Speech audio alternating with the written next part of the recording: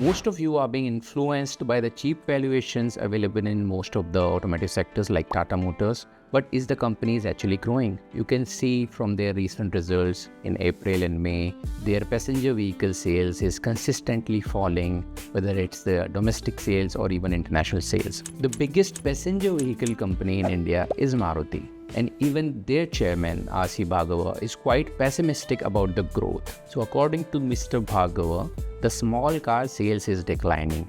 That is where the majority of the growth has come in the past decade. In contrary, SUV sales are going up, but the market size for SUV is small. So ultimately, it will not have any major impact on the overall growth of the automotive sectors. So the sector to grow by 6 to 10% annual growth, the number of small cars has to sell more, which is not happening right now. The number one reason is the emission standard set by Indian government in equivalence to the European emission standards, which is making the car very costly. So Maruti had this ambitious plan of 3.0 to double their manufacturing capacity by 2031. Now, according to Mr. Bhargava, this seems unlikely as the sales are not growing that much. According to Mr. Bhargava, he cannot say whether they will be able to achieve the 3.0 target of doubling the production by the 2031 because there is too many variables in the market right now. Although the one bright side from the outlook of the Maruti Suzuki is their export is growing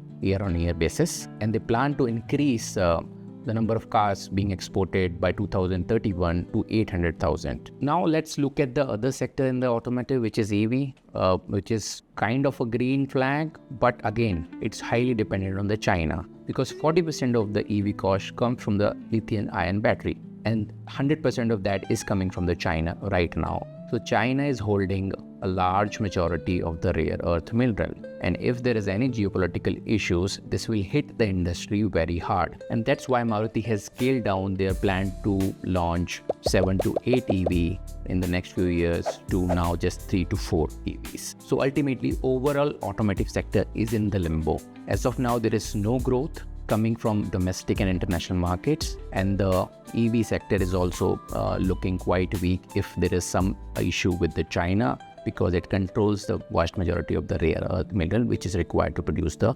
lithium-ion batteries. So as of now, I will ask you to resist investing in the automotive sectors even if the valuations are looking too cheap to you.